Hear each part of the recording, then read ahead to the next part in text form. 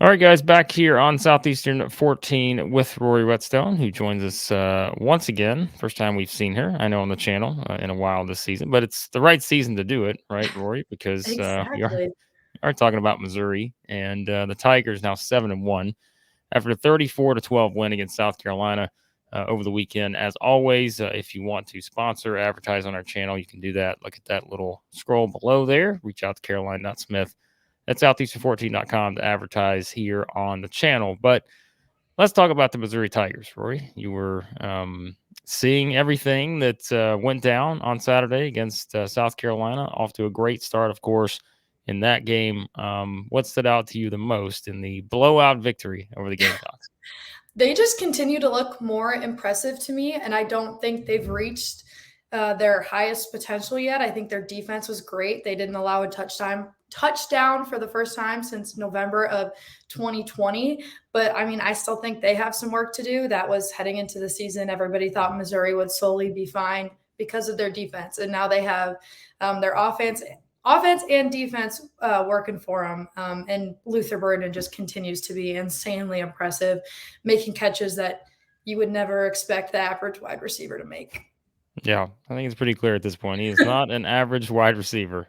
For anyone thought that he would be, I mean, his numbers are just ridiculous at this point. Mm, 60 receptions, 898 yards, 6 touchdowns. He's averaging 15 yards per reception. Yeah, and remember, they've only played 8 games. So think about that. Someone who has 898 yards in 8 games. Do the math. I'm not a math wizard by any means, Rory, but I think we know that's about 100 yards per game or more there. So, yeah. yeah, pretty spectacular as usual from him. We knew he'd bounce back. The Kentucky game, I think, is we kind of talked about last week on the channel. It was just going to be sort of one of those games that is not going to happen often because, that's just not the way that he's been. He's had such a great year and goes Yes. for four receptions, 90 yards against South Carolina. And you talked about just kind of the defense. I think that it was the first time since they beat Vanderbilt 41-0 November 28th, Mhm. 2020, that they had held a team without a touchdown. But it is so interesting to think about kind of what the discussion is on this team because all preseason, you know it. We were talking about it like it was all about the defense. Like everything was going to be, man, this defense is so good. It's just, are they going to be able to score 20 points in a game? Like, because the offense, you don't know. And it's like just the way everything is clicked together. Like it has just been the perfect scenario for Missouri through Mhm. 8 games. Exactly. I mean, Brady Cook has just shattered, I mean, my personal expectations for him and a ton of others. I mean, he set the SEC record for pass attempts without an interception. And I know there's been some interceptions since, but I mean, that was bound to happen. But he's also been impressive. Yeah, it's like when you throw the ball 241 times like he has this season. I think you're okay with 3 interceptions. Like, Yeah, I would it's say so.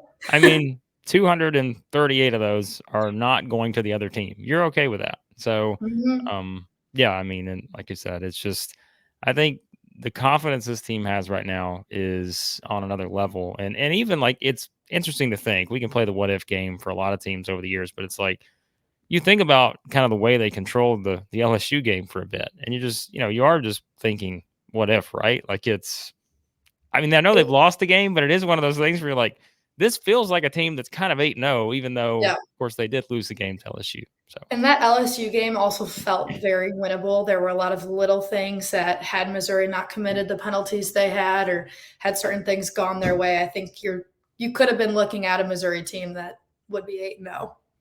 no, and LSU's got the best offense that there is. I mean, Jaden Daniels is just Jaden Daniels is insane. he's just on another level. So you can't even really fault Missouri for that because they just got Jaden Daniels like everyone else has pretty much this season. So, yeah, that's just the way it works sometimes. But I think when you kind of look now at Missouri, I mean, I thought this was an interesting game against South Carolina just because it's one of those games where we already knew Missouri was for real, but it's like just go out and just beat down a team that is Mhm. not very good right now and has so many injuries and has no momentum coming into it. I thought the way they started the game was really impressive because, you could have let a South Carolina team hang around a little bit, which let's call it what it is. Missouri's had a couple close games this year, and that was kind of the knock on them, early in the season was, well, they're winning, but they're winning these close games. Well, Yes.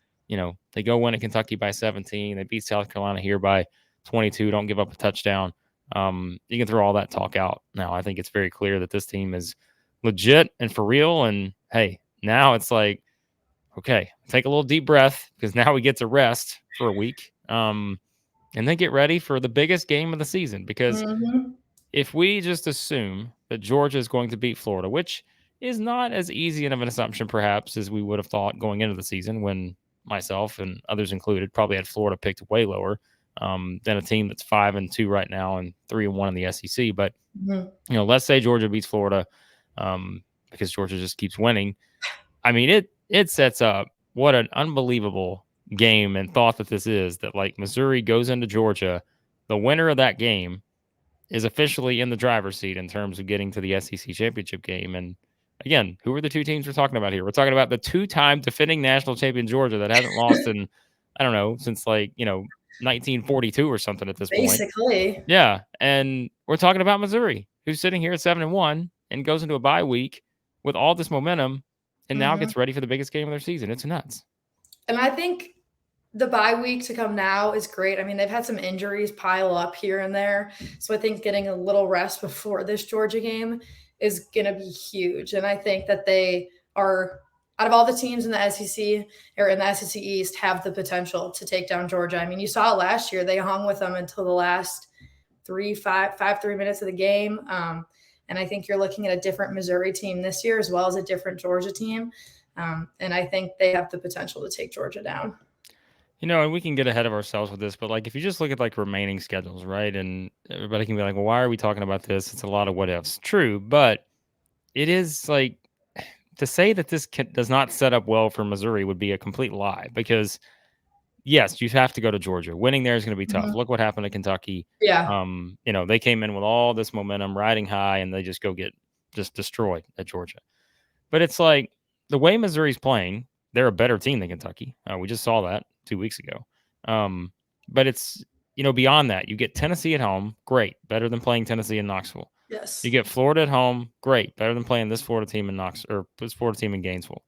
You go to Arkansas, who is just completely, they have been the most, they've been the most disappointing team, I think, easily in the SEC this season. And so the schedule sets up really nicely for Missouri, looking at it from that standpoint. Now, if you look at Georgia's remaining schedule, obviously, as we said, they got the game against Florida this week. They get Missouri next week. But then, they've still got Ole Miss. They've still got to go to Tennessee. Again, it's hard to paint a picture of Missouri winning the SEC East or something, or being in the conversation if they lose the game to Georgia, because that, of course, then gives you your second loss. Yes. And Georgia holds the tiebreaker. And you're just assuming that Georgia's not going to lose multiple games at that point. But I think it is at least interesting when you just look at how the schedule's set up, to where, look, we all know this is it's going to be such a huge game. Like we said, I'm not sorry, Florida fans. If there are any Florida fans watching this, which I can imagine there's a ton, I'm not saying you can't win, but we're just going to play the scenario that Georgia wins, right? Because again, that's happened every game for a while now. Yeah, it is so fascinating to think about with this team and kind of how they put themselves in this position to be right here with an opportunity to go shock the world, essentially. Although now, maybe it's not as shocking, just the way Missouri's been playing. So, I don't know. Yeah. No, I'd agree with that. I think going to Athens is going to be incredibly hard, but they have the talent. I mean, Cody Schrader was just named the SEC Offensive Player of the Week. So not only do you have Luther Burden, but you've got him to rush there. And getting Tennessee and Florida at home is huge. Both of them are a lot worse on the road than they are at home. So I think that'll be a big factor for their strength of schedule left. Yeah, I was going to mention Cody Schrader too, because we didn't bring him up earlier. But my goodness, 26 carries, 159 yards, 2 touchdowns against South Carolina. But when you just look at the overall numbers this season, he's got 807 yards rushing. He's got 9 touchdowns now. It's 4 games of, I think, 114 yards or more on the ground. He's rushed for at least 58 yards in every single game this season, which I know is well, he's a running back. That's still pretty good. That's consistency to be able to hit that kind of number. But again, that's where the Brady Cook, the Luther Burden connection just really can open some things up, because teams know we got to figure out who we're going to stop. And on this offense is not easy to figure that out at this point. Burden's the main kind of target there. But yeah, like with Schrader, the way he's running the ball, and that's why, again, we'll talk more about this game when we do our videos next week. But I think, the Georgia game, that is where just having a team like this who is not, they don't just rely on one thing to be able to, move the ball offensively. Now, obviously, Brady Cook's going to have to play well and all that. And again, we'll talk about the matchup with Georgia next week. But yeah, I love the way this Missouri team's playing. And I said this going into the South Carolina game. I'm like, I still feel like there are people out there who are looking at Missouri as though they're just kind of there, right? We're not just fully buying Missouri just yet. They're always underrated. They could be 8-0 right now and people would still be doubting them. Yeah. And it's like, if you're not buying Missouri at this point, I don't know what to tell you. Because they are legit, and they are a team that I think it will be very interesting to see how this matchup sets up next week against Georgia. Because if you're kind of crafting a team that can at least make it interesting and have a chance going into the fourth quarter, Missouri seems to check a lot of boxes for me, just based on defensively what they can do, having a superstar playmaker at wide receiver, quarterback who's taking care of the ball. They've got a running game. Like, there's just a lot of things that I think will be interesting to talk about with this Missouri team moving forward. But anything else, Rory? We're kind of just going to do a quick kind of, it's interesting, right? We're kind of just doing a quick video on another Missouri win. Like, it's like, okay, well, ho-hum. Just Missouri every wins. week by now. Yeah. Missouri wins another game. No, their motto all year has been something to prove, and they continue to do that game after game. So I think it'll be really interesting to see how the rest of their season shapes out here. Yep, it will be interesting. But again, we'll have you covered here at Southeastern 14. As always, we're just going to do kind of a quick reaction video here for the South Carolina game. You check out all the other stuff we've already done here on Monday, our morning report, the daily show, all that with reaction to the weekend's games. You can also go back and watch our Saturday night live stream where we gave some thoughts on Missouri as well there. And of course, if you're a Missouri basketball fan, folks, we are not that far away at this point. We are like 2 weeks away from basketball season. It is Dennis Gates season. For all the greatness that you're getting in football right now, just think about the greatness you're going to get when Dennis Gates steps back onto a basketball court sideline. So it's coming, and Rory will be with us to talk all about it. Again, we're excited to have her back here this time of year, and so we'll have a lot of fun with this here moving forward. But Rory, always enjoy it. Anything you want to plug, get it out there, and we'll wrap it up.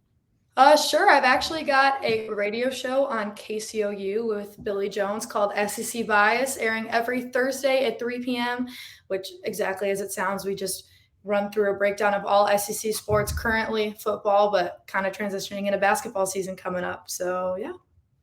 Yep. Check it out. And again, we'll have a lot more stuff here moving forward on the SEC, on Missouri as well. So hit that subscribe button. Always helps us out. Hit the like button as well. And we appreciate you guys watching as always. And we'll talk to you again here soon at Southeastern 14.